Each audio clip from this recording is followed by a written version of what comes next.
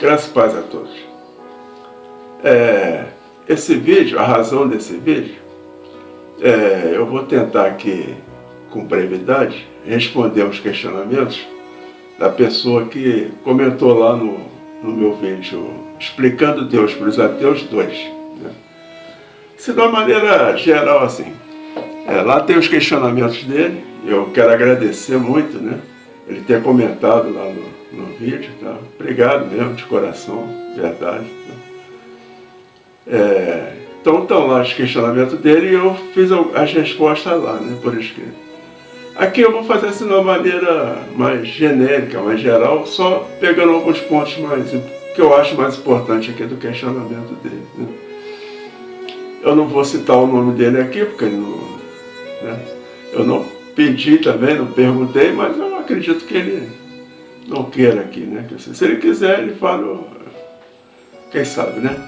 Mas eu acho que esse vai ser o último vídeo. Porque aqui numa das respostas até falo isso, né?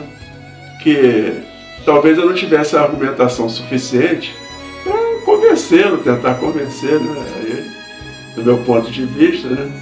E ele diz que essa brevidade seria porque contra fatos não existem argumentos, então não teria argumento suficiente para questionar ou manter o debate. Mas não é isso, eu sempre me coloquei de uma maneira humilde, porque a Bíblia diz que a gente não deve se colocar acima de ninguém. Né? E eu não me considero realmente acima da inteligência, capacidade dele ou de ninguém. Não é isso? Mas esse tipo de debate a gente sabe que às vezes não leva a lugar nenhum. Nesse caso aqui tem me ajudado muito a conhecer mais, a pesquisar, a estudar a Bíblia, né? E ajuda até a reforçar a minha fé. Talvez eu esteja passando até algum tipo de conhecimento para ele, né? Ou que ajude ele a continuar acreditando lá, né? Nas suas convicções, ou quem sabe ele vai até repensar alguns valores dele, né? Mas não é isso, mas qualquer coisa que eu falar, tipo assim, se eu falar, Deus é pedra, porque ele disse que é a rocha, né? Ele vai falar que não, que Deus é pau. Se eu falar, o sangue de Jesus é vermelho e nos limpa de todo pecado e todo mal, ele fala, não, o sangue de Jesus é azul. Então qualquer coisa que eu falar, ele vai, né, contradizer. Ou pode ser também o inverso, qualquer coisa, o argumento que ele me der aqui, por mais lógico que seja, né, ele vai estar sempre argumentando com a sua razão, né, com o seu conhecimento, com a ciência, né? E eu vou estar sempre falando com meus olhos da fé, não é isso? Com as minhas experiências espirituais aqui, meu relacionamento com Deus, né? Então acaba ficando um debate assim, né? Talvez até desproporcional, não é isso? Então a brevidade seria por aí, tá? Não porque eu não creia que tenha argumentos, né, para passar para você, para as pessoas. Mas tudo bem, ele questiona o vídeo que eu fiz, dizendo que nenhum ser humano nasce cristão, né? E que ninguém nasce acreditando em divindade, que a gente aprende isso. Isso é uma verdade, eu dou razão para ele. Ninguém nasce cristão, a gente aprende a ser cristão. Né? Agora, a divindade, isso é inerente ao ser humano, sim. Você pega qualquer povo aí, qualquer, né, grupamento de pessoas, por mais isolados que eles sejam, eles creem em alguma divindade. Tem os nossos índios aí, né? Você também cita num determinado momento, né, que as pessoas acreditam naquilo que eles querem, no sol, na lua, nas montanhas. Isso é Deus, cara. Eu creio que isso tudo é Deus. É canalizado de uma maneira assim, simplória, né, simples. Então eu não nasci cristão, né? Eu me tornei cristão. Eu aprendi a ser cristão. Eu aprendi mais das coisas de Deus. É assim que é, não é isso? Então quer dizer, Deus está dentro de cada um de nós, né? Alguns povos têm lá o seu código moral, né, de conduta, né? E na maioria das vezes quem dá isso é uma divindade, é um Deus. No nosso caso, Deus que passou para o povo judeu ali todo um código de conduta, de moral, de relacionamentos, né? Isso foi Deus que deu, não é isso? Isso não veio dos homens, né? Então, da mesma maneira que eu aprendi de Deus, e que eu acredito que Deus está dentro do homem, né? Ele vai se revelando ao homem assim de várias maneiras, não é isso? tem essa questão aí dos livros, né? Que a gente acredita que ele ali instrui, né, as pessoas para que escrevam as coisas dele. É ele que está passando ali aqueles conhecimentos que as pessoas colocam no livro para passar de geração em geração. Mas a gente sabe também que Deus se revela até de uma maneira pessoal. Ele fala com as pessoas, fala no coração, fala até no ouvido. Então Deus usa, né, e tem diversas maneiras para se revelar ao mundo, né? Isso sempre foi assim, todas as eras, e é assim hoje, né? Mas você tem que estar sintonizado com isso. Outra coisa que você coloca aqui, né, que ele coloca aqui, e cita até alguns versículos, e eu vou até te dar uma dica aqui, né? Isso é uma maneira até assim, primária, tá? De rebater ou de questionar a existência de Deus, é usar a palavra de Deus. Isso é primário. Porque quando você pega um versículo lá isoladamente, né, e não vê o contexto daquilo, é fácil de derrubar, né? Você cita aqui no caso o Salmo 23, né, que diz: o Senhor é meu pastor e nada me faltará. E você pergunta se eu conheço alguma pessoa temente a Deus que lhe falte algo. Eu conheço vários, né, pessoas tementes a Deus que não falta algo, não falta nada. Eu sou um exemplo, não é isso? Porque o próprio versículo é autoexplicativo, né? Você conhece pessoas que estão dentro das igrejas religiosas, né, que aparentemente seguem ali as leis de Deus, as doutrinas, né, tudo direitinho, mas não tem Jesus, o Senhor, como seu pastor. São pessoas idólatras dentro das igrejas evangélicas, igrejas cristãs. Mas dentro das nossas igrejas tem pessoas que idolatram pastores, líderes religiosos, cantores. Isso é uma pessoa que não é temente a Deus. Aparentemente, eles são tementes a Deus, mas eles não seguem 100%, né, os desígnios ali de Deus, né, os ensinamentos que estão na palavra de Deus. Então, quando fala aqui que nada faltará, porque nada falta, né? Não falta mesmo. Agora, se você acha que o que está faltando na vida é carro zero, são apartamentos luxuosos, né, dinheiro, banquetes aí, não é isso. O Salmo não está falando disso, né? Porque nós tivemos até um exemplo na Bíblia que Satanás, o diabo, tenta Jesus com isso, com fama, com dinheiro, com comida, né? Jesus não precisaria fazer nada, né? Isso aí viria tudo de graça.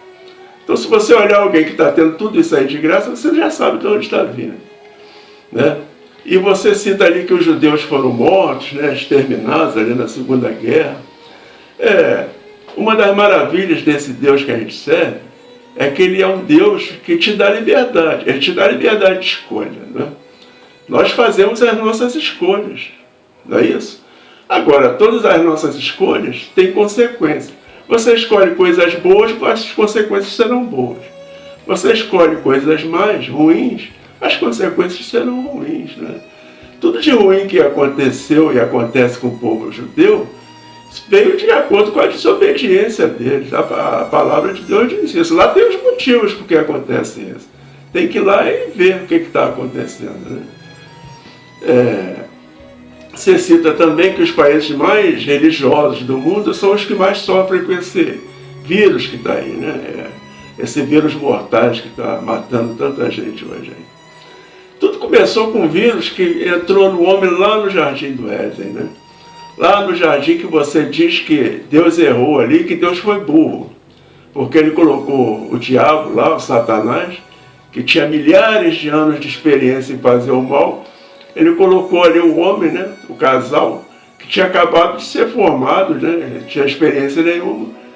E a própria palavra diz que a serpente era astuta. Então ele foi ali e convenceu eles para pecar, porque eles eram inexperientes. Eu não concordo com isso, porque quando Deus formou Adão e depois criou a Eva ali, ele os criou já adultos, né, totalmente formados, né? Eles eram perfeitos. Quando Deus criou, eles eram perfeitos. Lá na criação, tudo que Deus criava, ele falava que era bom, não é isso? Ele criava os animais, era bom, tudo era bom. Quando ele criou o homem, ele falou que era muito bom, né? Tudo era bom, mas o homem era muito bom. Esse muito aí é o selo de qualidade que ele colocou no homem. Mas o homem foi infectado pelo vírus, que é o vírus do pecado, né? Então, depois que esse vírus infectou o homem, ele saiu infectando tudo. Deus criou as bactérias, né? Os vírus. Deus criou tudo, né? Até as próprias bactérias e os vírus têm as finalidades deles. E eles também foram infectados. Porque esse vírus do pecado saiu do homem, saltou do homem e contaminou toda a terra, né? Isso é citado lá. Deus fala que toda a terra seria maldita. É tudo que está na terra aqui. Não é isso? Então, quer dizer, quando você vê o vírus, vê algo acontecendo aí, são consequências das atitudes dos homens, né? Das escolhas erradas que a gente fala aqui. Aí você vem e cita Marcos, né, 16, que fala que as serpentes picarão, não acontecerá nada, aquela coisa. E que um grupo de pastores preparou um veneno, tomou e morreu. Poxa, mais uma vez eu te digo, você está pegando o versículo fora do contexto. Isso é primário. A cobra vai picar, o veneno não vai matar quem? Por quê? Em que situação? Né? Não é você preparando o veneno e bebendo para pôr Deus à prova. Você é maluco, você vai morrer. Não é isso? Deus fechou a boca de vários leões lá na cova, lá quando jogaram Daniel. Tinha um propósito para aquilo. O profeta não podia morrer ali daquela maneira. Deus fechou. Aí outro dia você viu aí na televisão um doido, acho que foi na Filipinas, entrou na jaula do leão e quis pregar para o leão. O leão vai comer ele, gente. Isso é questão básica. Aí você vai falar, não, mas Deus tinha que proteger ele. Não, gente, foi a escolha dele entrar ali, né? A fé dele estava totalmente animal canalizado, errado, não sei. Mas por que Deus deixa que essas coisas acontecem? Mas Deus, se tudo que Deus faz, ou permite, ou determina, ele tiver que contar para mim e para você, ele já não é mais Deus, ele deixa de ser Deus. Não é isso? Então os desígnios dele não cabe a nós questionar, né?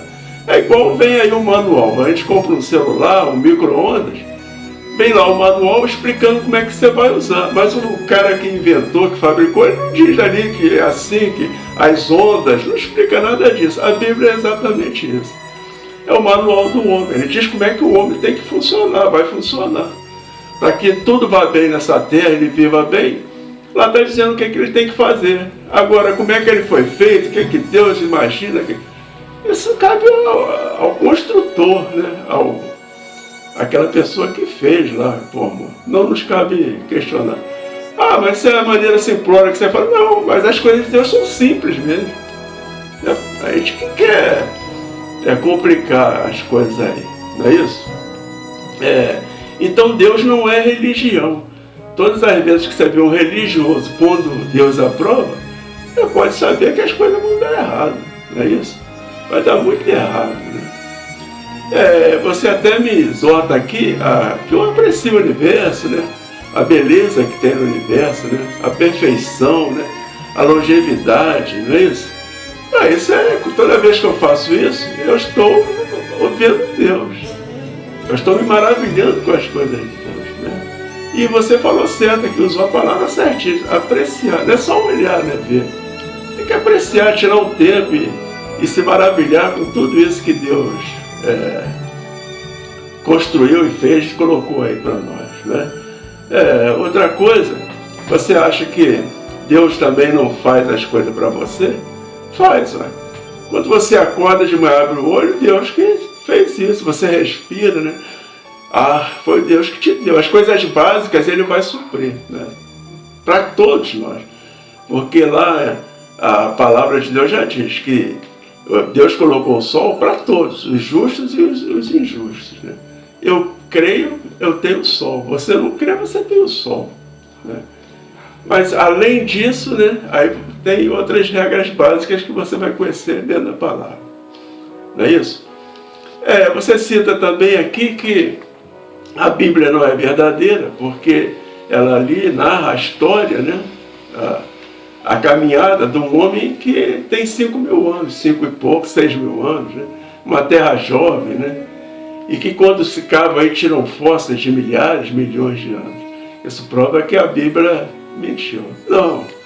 Isso só prova que a Bíblia é verdadeira, porque o tempo para Deus não é o nosso tempo, né?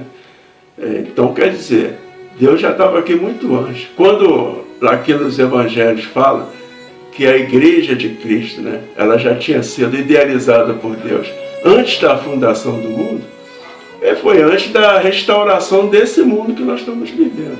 Se é antes, porque já existia algo lá. Quando a gente vê em Gênesis 1, né, que o Espírito de Deus pairava sobre as águas, né, e que existia trevas no abismo, pode ser até aparentemente contraditório, porque Deus não habita nas trevas, né? Deus é a luz, Ele habita na luz. Eu creio que existiu uma terra anterior, sim, né? Milhares, milhões de anos, né? Que foi devastada quando Satanás caiu aqui. Devastou tudo, né? Então, Deus ali naquele momento decidiu restaurar tudo aquilo, né? O que sobrou, né? Ele restaurou ali. Então, criou isso aí. Então, nós estamos aí na segunda, terceira, quarta, né, versão aí. Não sabemos quantas, né, Deus? Mas pode ter certeza que isso vai acontecer de novo, né? A própria Bíblia diz que Deus não faz nada sem nos avisar. E lá em Apocalipse ele está avisando que virão aí novos céus e novas terras. Nova terra. Pode saber que isso vai acontecer de novo. Por que que acontece? Esse é problema de Deus, não é problema meu. Não cabe a mim ficar questionando isso. Não é isso? Então, quando a gente tem os nossos olhos da fé, né, aquilo que eu te falei, né, você sempre vai argumentar com a razão e eu vou argumentar com a minha fé. Não é isso? Tudo isso é explicável para nós, para mim. Né? Porque eu vejo isso com meu lado espiritual. Né? A minha mente funciona igual a sua, pode ter certeza disso. A quantidade de conhecimento que você adquire, eu posso adquirir, mesmo que eu ainda não tenha adquirido, né? Mas eu também tenho um lado espiritual, né? Um lado sobrenatural, né? Que infelizmente você não tem. Mas isso aí não é demérito nenhum, né? Deus também, como eu te falei aqui, né? Ele é um Deus que está aqui de braços abertos, né? Esperando só que você reconheça, no mínimo, a existência dele e queira conhecê-lo mais, assim, intimamente, né? Que ele vai se revelar a você. Um dia ele vai se revelar a você. Lá no vídeo lá do Explicando Deus 2, tem as perguntas, né? Do ateu. Estou chamando de ateu porque o debate aqui, né, é esse. E eu não vou citar o nome dele. Mas as perguntas dele são perguntas inteligentes. Algumas primárias, básicas, né? Como eu falei. Você pensar versículos isolados da Bíblia sem colocar o contexto, né? Se você botar isoladamente, eu vou te dar o contexto que ele vai se explicar. Então, quando você for questionar a existência de Deus para um cristão, para um religioso, você pega o contexto, né? Porque senão você vai ficar vazio aquilo ali. E quando você manda a gente olhar o universo, né? Nós estamos olhando aquilo que Deus criou, que eu acredito nisso, eu creio nisso. Tá bom? Espero sinceramente que o Senhor também te alcance, como um dia me alcançou, né? E isso tenha servido aí para outras pessoas também, né? Acreditarem mais em Deus, procurarem conhecer mais de Deus, ou então ter a curiosidade de ir lá, querer saber que Deus é esse, que Deus maravilhoso é esse, né? Que está sempre do lado daqueles que confiam nele. Não é isso? Porque dentro dos seus questionamentos, você questiona porque Deus não dá tudo para todos. Mas o primeiro passo que você tem que dar é crer na existência dele. Se ele nem existe, como é que nós vamos questionar, ou você vai questionar se ele vai dar ou não alguma coisa para alguém, vai fazer ou não? Ele não existe. Mas como ele existe para mim, ele me supra, ele me dá. Né? Tudo aquilo que eu não posso fazer, está além do meu alcance, ele vai fazer. O que eu posso fazer, eu vou ter que fazer, vou correr atrás. Porque esse Deus não dá nada de mão beijada para ninguém. Não é isso? Então, espero, mais uma vez, né? Estou falando, espero tenha sido útil, né? Para a sua reflexão, né? E é isso aí. Fiquem todos com Deus.